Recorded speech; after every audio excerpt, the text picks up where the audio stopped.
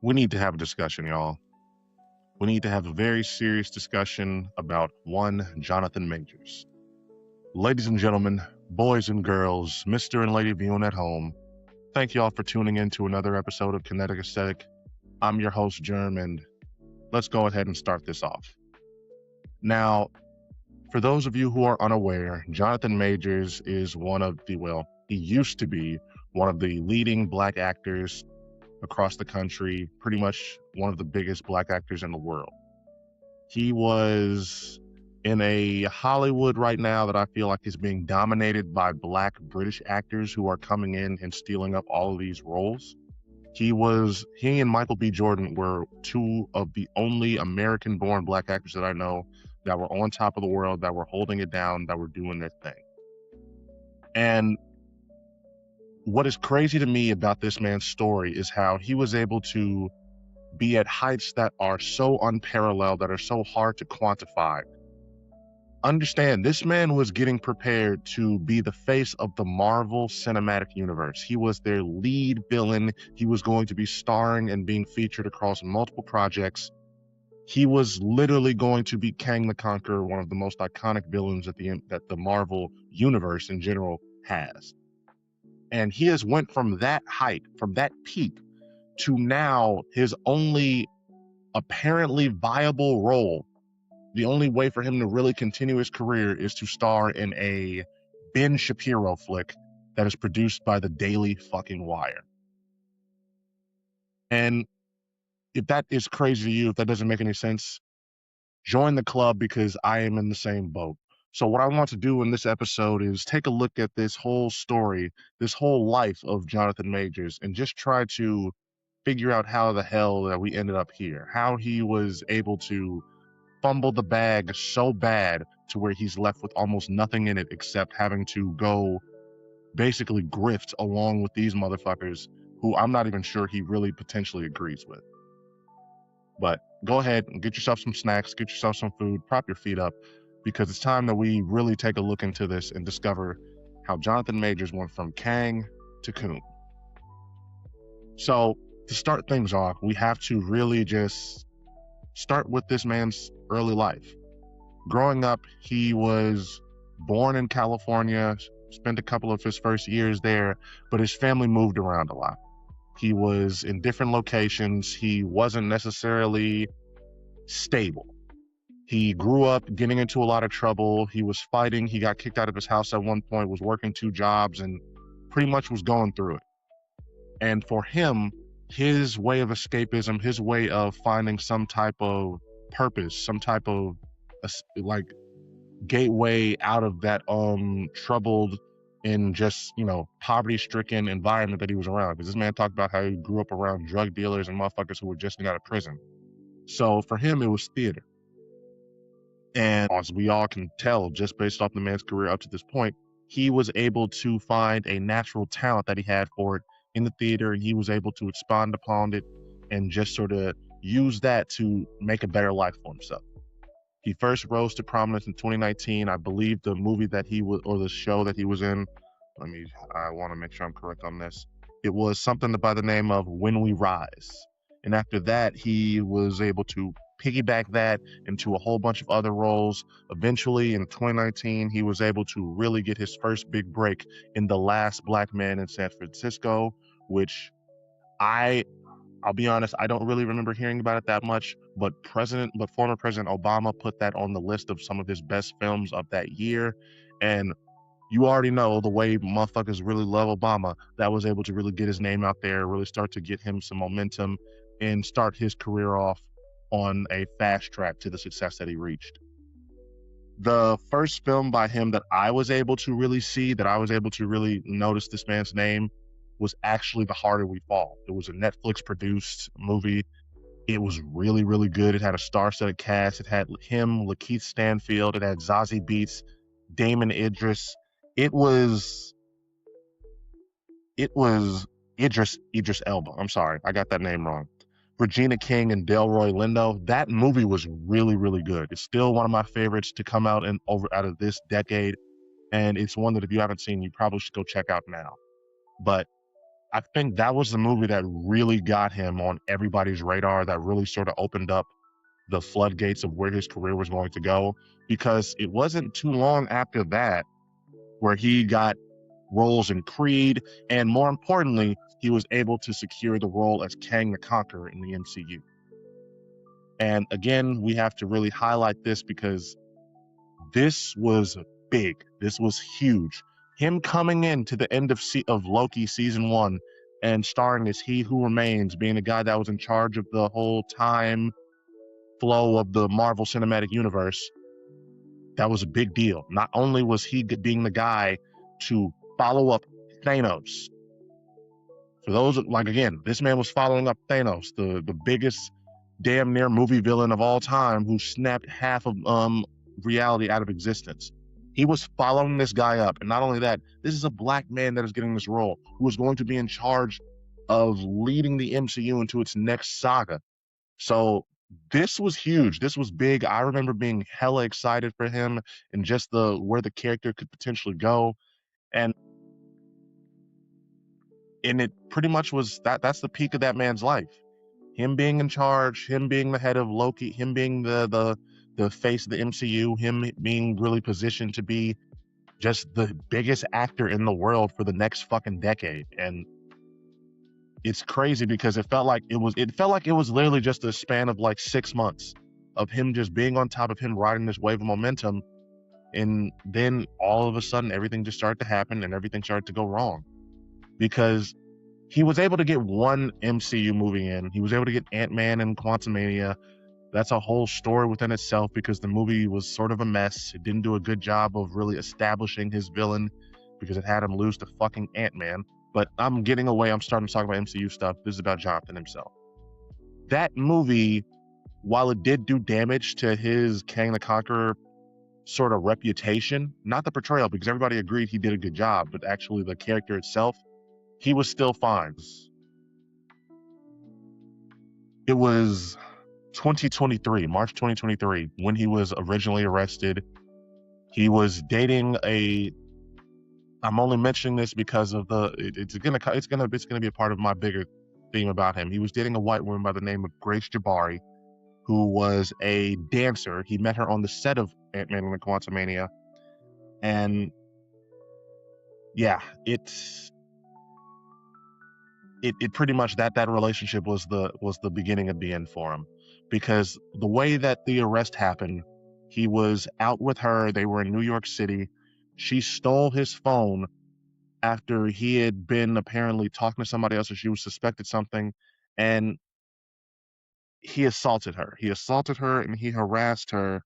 And after I don't really understand the way the whole scenario played out, but it is pretty much confirmed he assaulted her, he harassed her, and then in a very bizarre video, he was the one that was running away from her as she chased after him on a New York City street.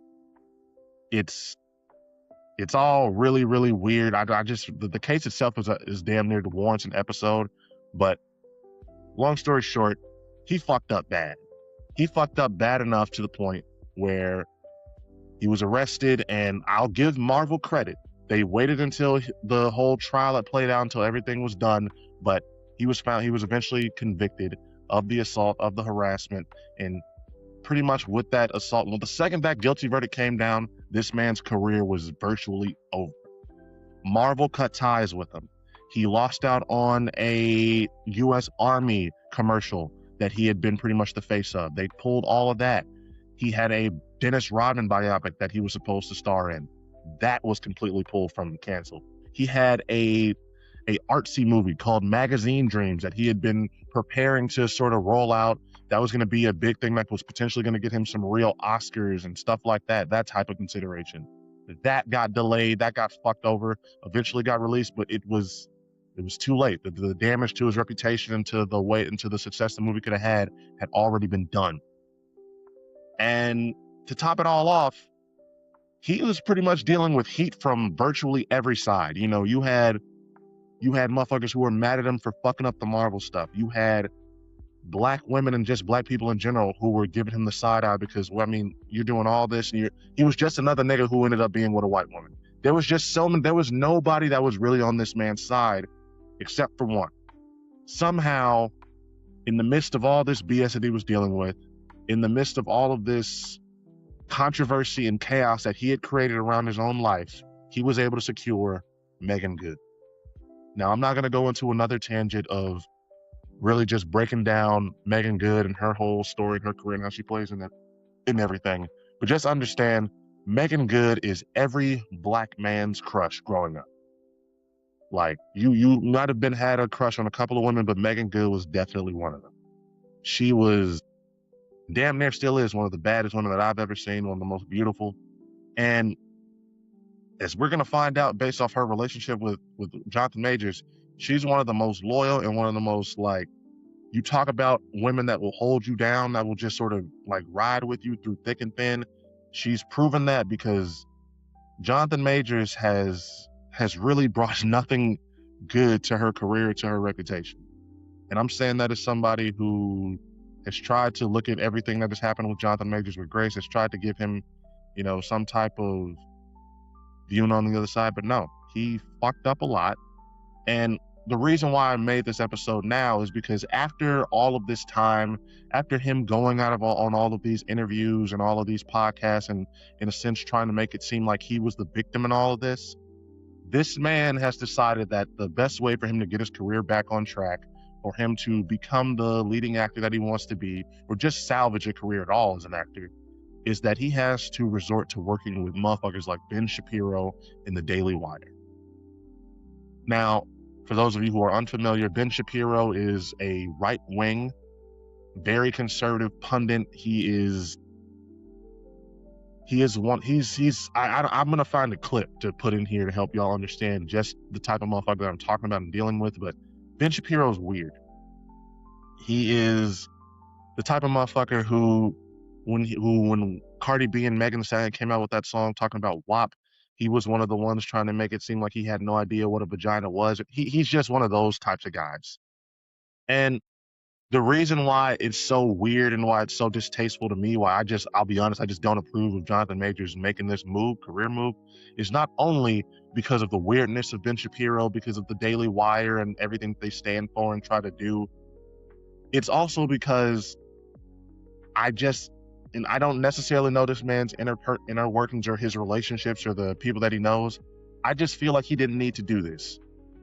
He didn't need to go down this route. There was no real purpose of him working with motherfuckers like Ben Shapiro and the Daily Wire unless you actually agree, or unless somewhere inside you align with what they push. You align with their ideas. And it's a little weird to me that a guy who, back when he was in his heyday, when he was the apple of everyone's eye, was doing interviews and photo shoots, but this man is dressed in all pink looking like fucking Doflamingo from One Piece, if you know, you know, to now he is literally acting in a movie called Die Infidel Die. And it's the plot, I'm not sure if that's the title exactly, but the plot of the movie is exactly basically that it is a liberal college that gets overtaken by a bunch of Muslim terrorists, jihadis, and so the movie revolves around him, an ex-army vet, having to go in and kill all these people. And it's a movie that just sounds as ridiculous as the premise sounds, because all it is right-wing propaganda to not only demonize Muslims and make them all out to be crazy, but also demonize liberals who protest against shit that's going on in the Middle East. Like, this is basically just an anti-Palestine movement movie. That's all that it is. And it's really weird that Jonathan Majors has decided that this is the way he wants to make his comeback. But the more I think about it, the more I have to sort of come to the realization, the reconciliation that maybe this is just who he is. Maybe Jonathan Majors, at the root of his being, has always been this type of guy. Because, again, I would have never guessed that he was the type that would end up in the situation that he ended up in, getting arrested, having all of these accusations being brought against him, because it wasn't just the case in New York where he was convicted and everything like that. in the midst of all that happening, there were 2 more women who came out. And this was back when he was in, what was the name of the school? I'm sorry, y'all. There was a lot of, I'm doing this one just early right now. But this man literally went to, oh yes, he went to the Yale School of Drama and he graduated with a Master of Fine Arts in 2016. So there were already issues with him going back to when he was in the art school, back when he was going through just trying to become an actor. And I don't want to give him any type of out, because when you're accused of shit like this, when you have this type of stuff constantly being brought up and brought against your name, there's some real work, there's some real issues that you have that you need to figure out, that you need to deal with. And I also don't want to demonize the guy, because listen, I didn't even know it before I really started recording, or before I really started researching this morning. But just looking at the history of this guy and where he grew up, him coming from the poverty and him having to overcome everything that he did. This was a kid who grew up fighting, who grew up poor, who grew up surrounded by a lot of bad influences. So I don't want to say that he is just a bad, evil person, or that he has a lot of, malice in his heart. He could just have a lot of trauma that he has and that he's never really been able to deal with. That he's only really been able to mask by getting into acting, by doing shit like that. And as we can see, when you throw fame, when you throw success, when you throw all of this adulation and admiration at a motherfucker, it doesn't do a lot except amplify some of their most negative and egotistical traits. So I say all that to say, Jonathan Majors is very complicated, but he's not complicated enough to where I think that he should be giving a pass for, instead of, maybe working with Tubi, who does nothing but supply black actors with jobs, even if they are not the most prestigious movies, even if they're not the most well put together or, great movies, they still give niggas work. And on top of that, I don't want to listen. I know I've had a whole episode talking about how I don't necessarily personally fuck with Tyler Perry. I still am not going to come out and discredit the guy who is the only really big black face and who has power in Hollywood, because there's nobody who if Jonathan Majors really felt like he needed work, if he really felt like he was being blackballed, I do not see a reason why he couldn't go to Tyler Perry. Tyler Perry is one of the biggest names in the industry of Hollywood, and he exists outside of the main Hollywood machine. If a nigga needs work, if a nigga is that big of a name like Jonathan Majors, and you have somebody like Megan Good, who I believe has already worked with Tyler Perry, what was it that made him say, I can't go to Tyler, I don't want to go work with him?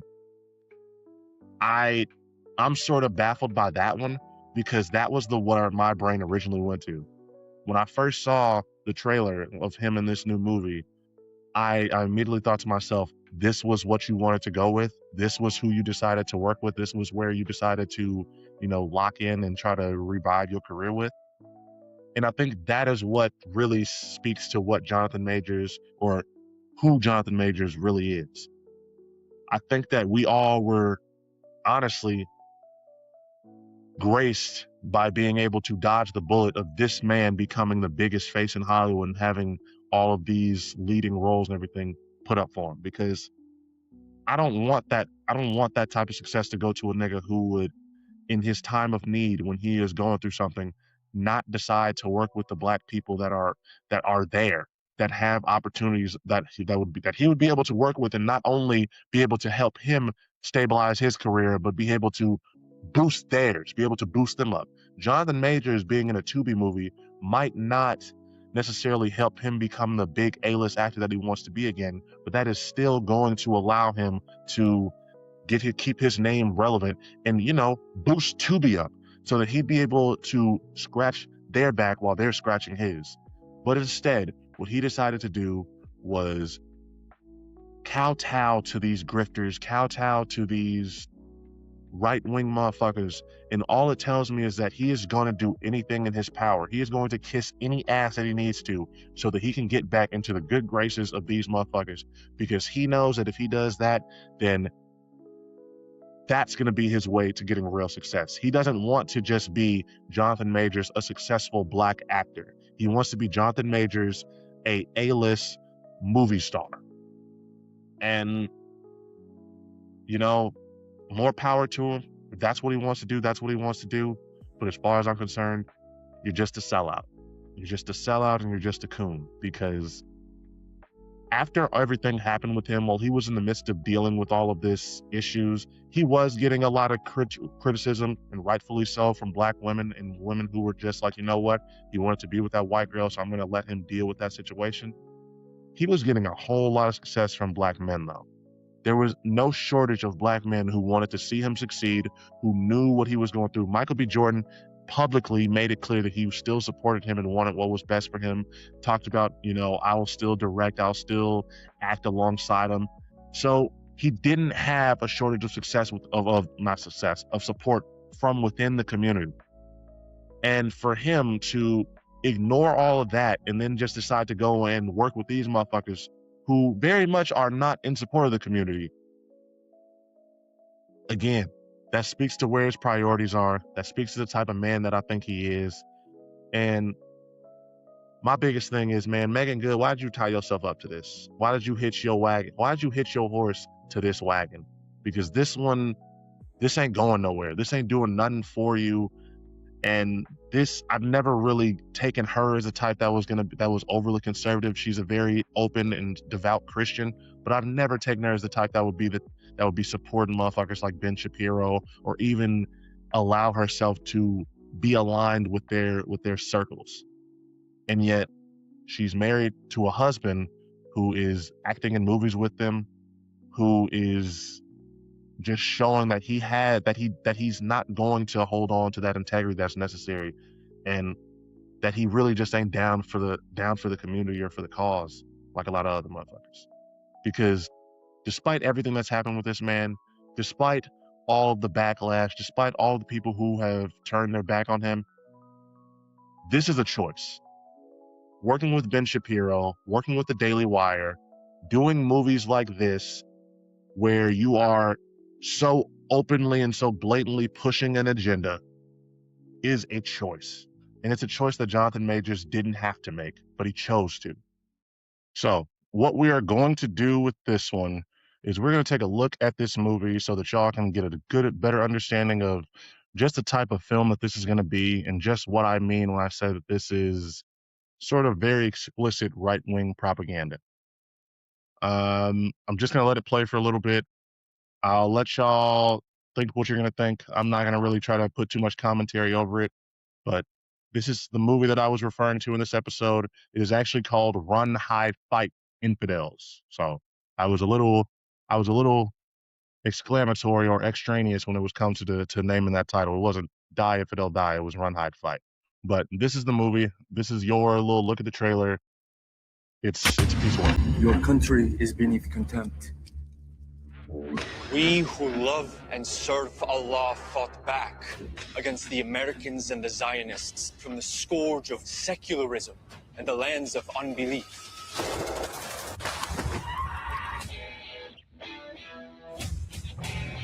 Anyone gonna listen to Captain Saunders tomorrow? The retired Delta Force soldier with a new book out.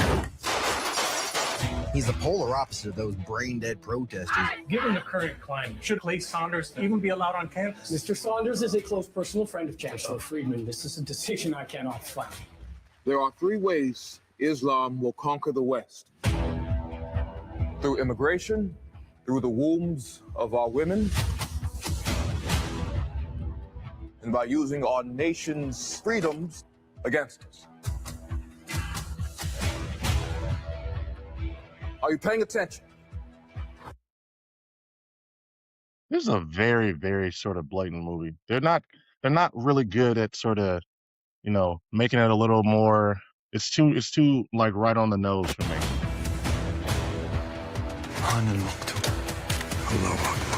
Listen carefully. The great Satan, America, will fall.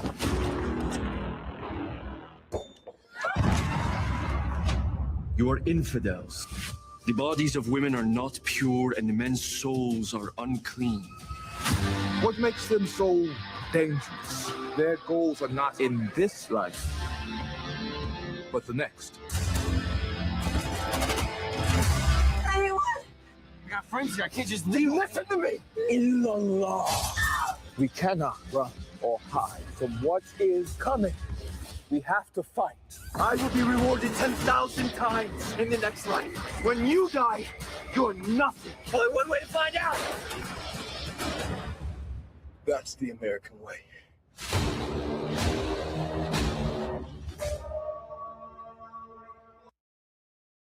Yeah, very on the nose.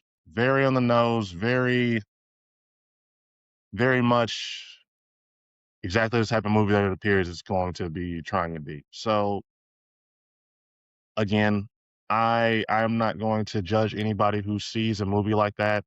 It looks like the action is going to be entertaining at the very least, but knowing who it's made by, knowing who produced it, it is very much just, this is propaganda. This is them trying to get their message of anti-Islam, anti-foreigner, you know, pushing those values, those strong Christian values that people on that side love to push.